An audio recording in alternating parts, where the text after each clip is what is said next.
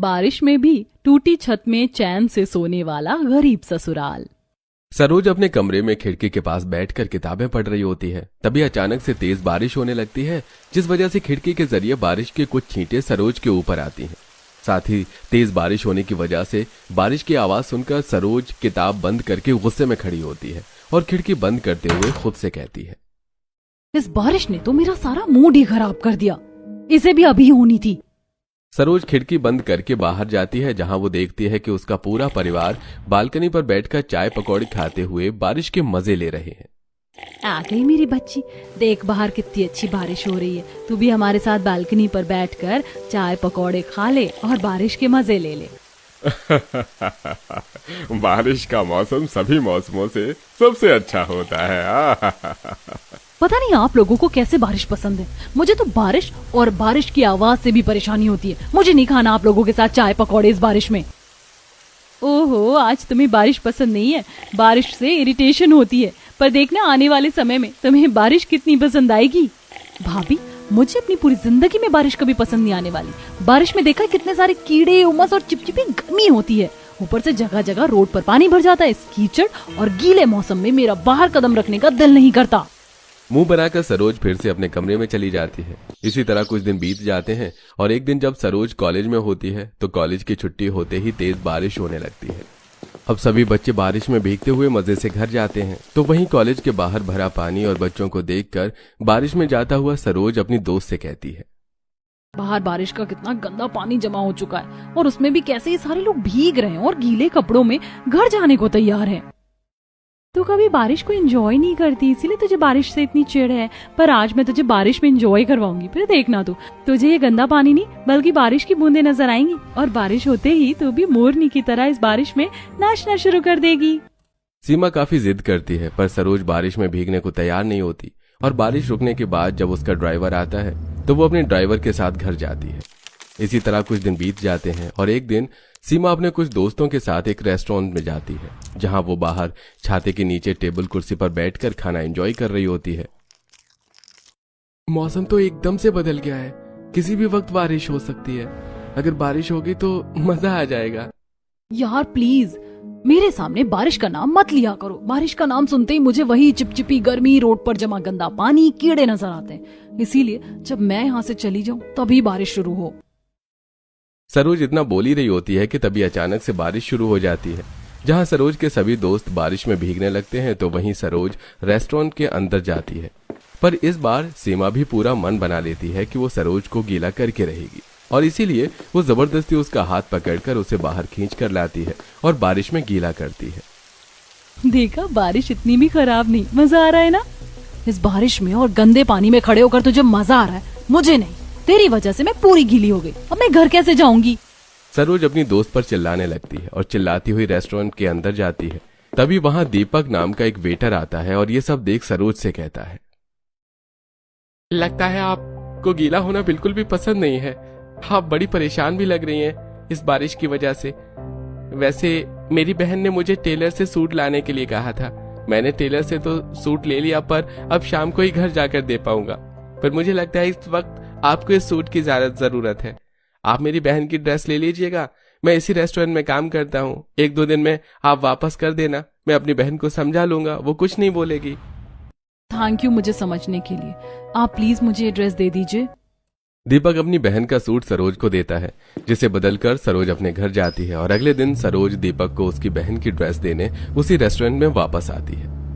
आप इसी रेस्टोरेंट में वेटर का काम करते हैं? आप बहुत अच्छे हैं। आज तक मेरे दोस्त और घर वाले भी मुझे नहीं समझ सके जितना आप मुझे एक दिन में समझ लिए।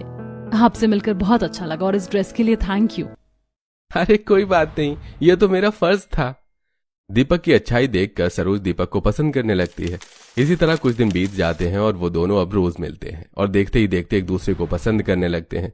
दीपक सरोज को अपनी आर्थिक स्थिति के बारे में सब बता देता है, पर सरोज उसके पैसे से कोई मतलब नहीं रखती। ऐसे ही एक दिन जब सरोज कॉलेज से घर आ रही होती है तो बारिश और रोड पर भरे पानी की वजह से उसकी कार गड्ढे में फंस जाती है। क्या हुआ, तुमने गाड़ी क्यों रोक दी?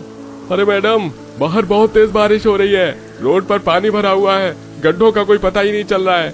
लगता है गाड़ी गड्ढे में फंस गई है। आप गाड़ी में बैठी रहिए, मैं किसी से कहकर धक्का लगवाता हूँ। इसीलिए मुझे बारिश नहीं पसंद।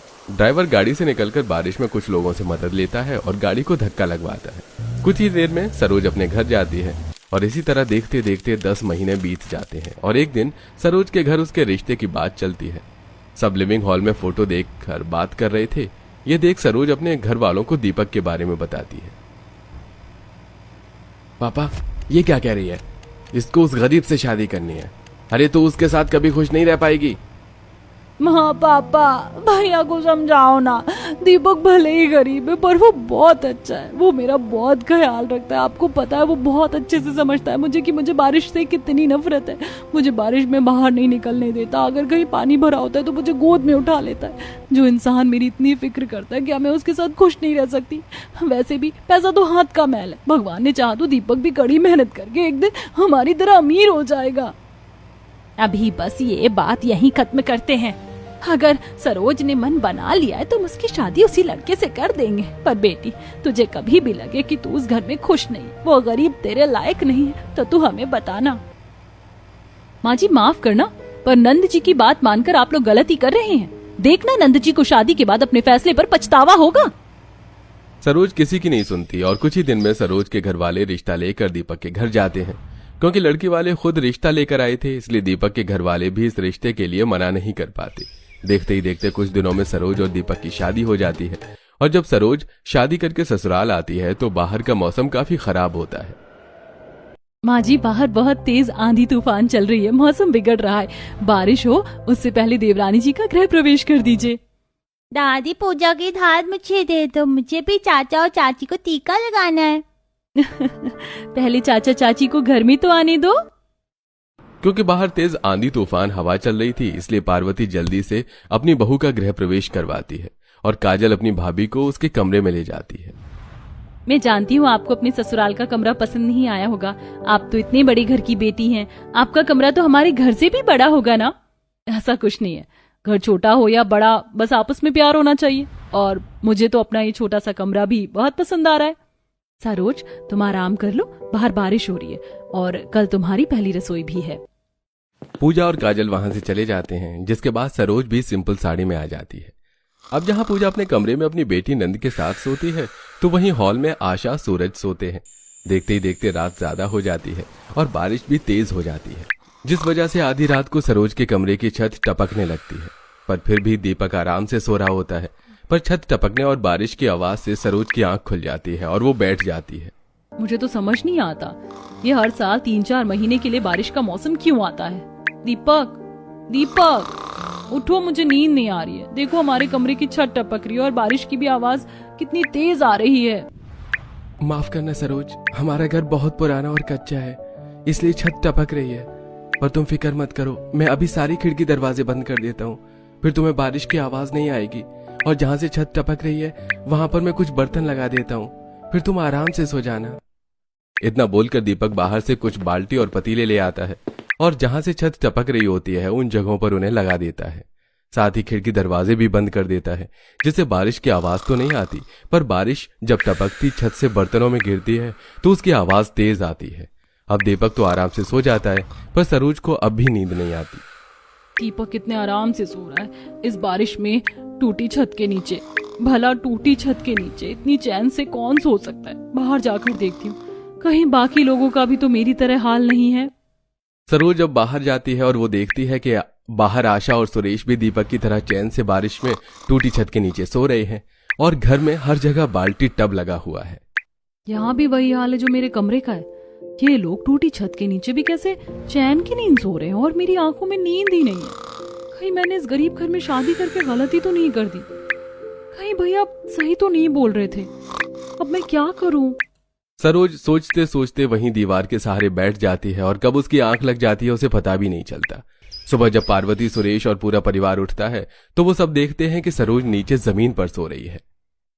बहू, उठो, तुम बाहर ऐसे नीचे जमीन पर क्यों सो रही हो? तुम्हारी तबीयत तो ठीक है?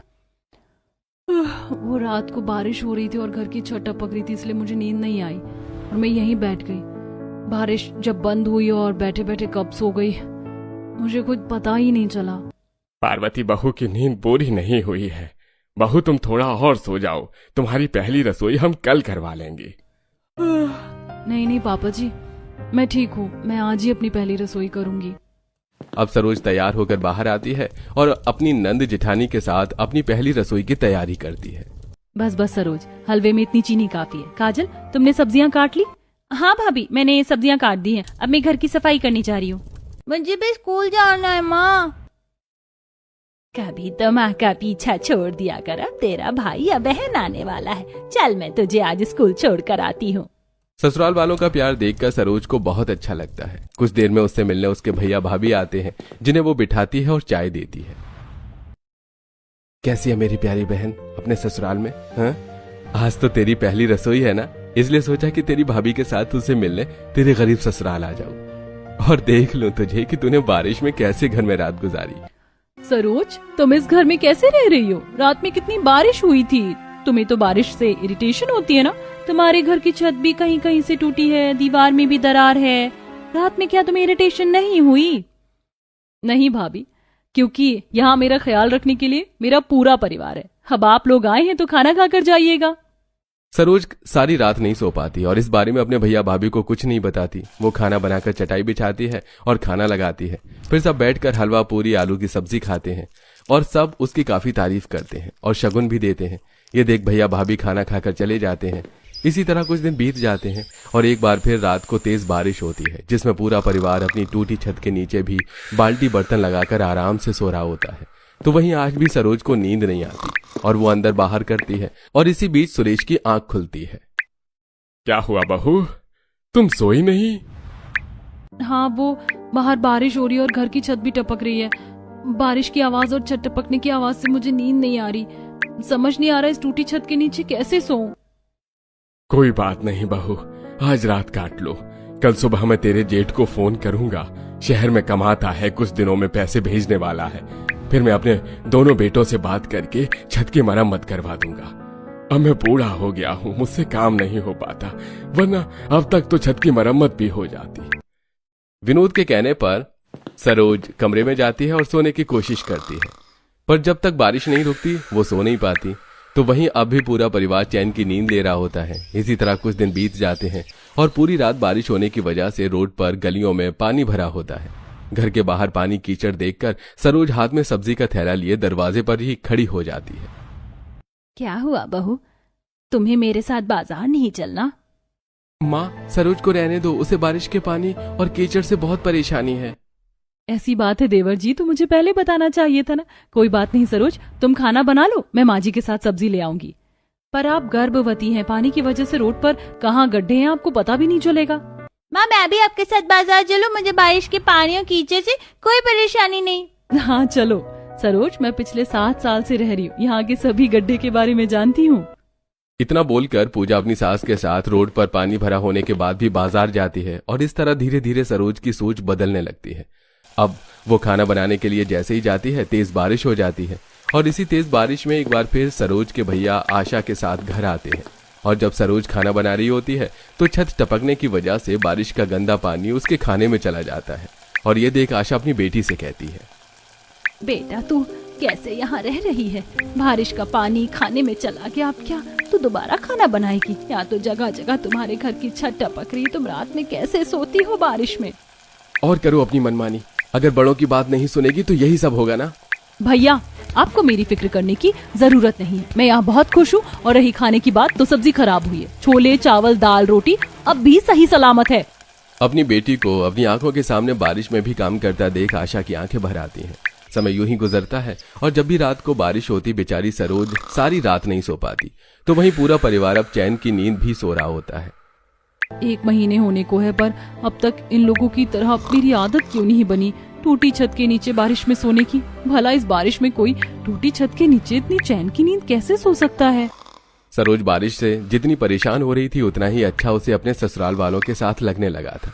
ऐसे ही एक दिन काफी बारिश होती है जिसकी वजह से न सिर्फ आज उनके घर की छत टपकती है बल्कि उनके घर में पानी भर जाता है।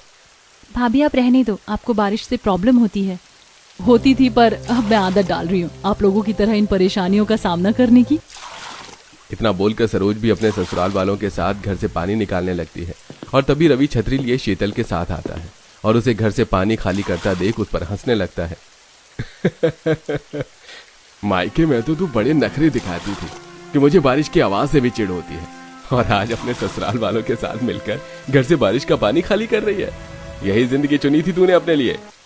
नंद जी, आप यहाँ ज्यादा दिन नहीं रह पाओगे, हमारे साथ चलो। जब बारिश का मौसम खत्म हो जाए तो वापस आ जाना।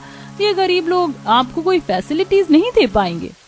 बस बहुत हो गया, आप लोग यहाँ बार बार बस मेरा और मेरे परिवार का मजाक बनाने आते हैं, पर मेरे ससुराल वाले मेरे बारे में बहुत सोचते हैं। और रही मेरे घर की टूटी छत और घर में जमा पानी की, तो बहुत जल्द हमारे घर की छत की भी मरम्मत होगी और घर में पानी भी नहीं भरेगा। और जब ऐसा होगा उस दिन मैं आप सबको बुलाऊंगी रात भर रुकने के लिए।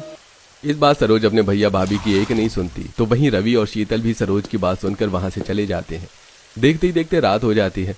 पूरे दिन पानी खाली करने की वजह से पूरा परिवार काफी ज्यादा थक चुका था, इसलिए छत टपकने के बाद भी वो लोग आराम से सो जाते हैं। पर सरोज नहीं सोती और तभी वो अपनी सहेली को फोन करती है। सीमा, तू जहाँ काम कर रही है वहाँ मेरी भी जॉब लगवा दे। तू बता रही थी वहाँ वैकेंसी है। वैकेंसी फुल होने में समय ही कितना लगता है, तू ऑनलाइन जॉब अप्लाई कर ले। पूरी रात बारिश होती है और सरोज अपनी टपकती छत के नीचे एक कोने में बैठकर जॉब सर्च करती है। अब अगले दिन सरोज इंटरव्यू देने के लिए रोड पर भरा पानी होने के बाद भी बिना किसी को बताए इंटरव्यू देने जाती है और शाम को घर आती है जहां सब परेशान बैठे थे। सरोज, तुम सबको बिना बताए कहाँ चली गई थी? हाँ बहू, तुझे पता है हम कितने परेशान हो गए थे। मैं इंटरव्यू देने के लिए गई थी और आप सबके लिए खुशखबरी है, मेरी जॉब लग गई है। अब मैं अपनी पहली सैलरी से घर की मरम्मत करवाऊंगी। नहीं बहू, तुझे अपनी पहली सैलरी से छत की मरम्मत करवाने की जरूरत नहीं है, क्योंकि शहर से तेरे जेठ ने पैसा भेजा है और कुछ पैसे मैंने भी अपनी पेंशन के रखे थे और दीपक भी कुछ पैसे दे रहा है। इतने पैसे हो गए कि छत की मरम्मत करवा सके। सुरेश अपने दोनों बेटों के पैसे और अपनी पेंशन के पैसे मिलाकर छत की मरम्मत करवाता है। इसी तरह कुछ दिन बीत जाते हैं और सरोज अपनी पहली सैलरी से घर में प्लास्टर पेंट करवाकर अपने मायके वालों को तेज बारिश में घर बुलाती है और सब चटाई पर बैठकर खाना खा रहे होते हैं। चाची, मुझे पता है आज आपके भैया भाभी मम्मी पापा आए, इसीलिए हमारे घर में छप्पन भोग बने हैं। अंकल, आज रात आप हमारे घर ही रुकना, अब हमारे घर की छत नहीं टपकती। हाँ बेटा, आज हम तुम्हारे ही घर में रुकेंगे। सरोज, मुझे बहुत अच्छा लग रहा है अपनी इस बेटी को देखकर। मैंने तुझे बड़े ही नाजों से पाला, पर तूने साबित कर दिया जब इंसान पर मुसीबत पड़ती है तो उसका भी सामना कर लेता है। भैया, अब तो नहीं लगता ना आपको कि मैं यहाँ खुश नहीं? सरोज की बात सुनकर रवि हंस देता है। फिर सब खाना खाते हैं, जिसके बाद काजल और पूजा उनके सोने का इंतजाम करती है।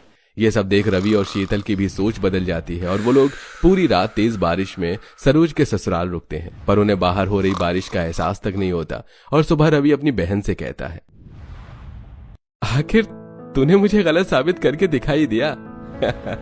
ये सब तूने और तेरे ससुराल वालों ने अपने दम पर किया है। मेरी तरह तुझे कुछ भी किया कराया नहीं मिला। जो रवि हमेशा अपनी बहन का मजाक बनाकर जाता था, आज वो अपनी बहन से खुश होकर घर आता है। और इसी तरह बहुत जल्द दीपक का भी प्रमोशन हो जाता है और उनके घर की आर्थिक स्थिति भी पहले से बेहतर हो जाती है।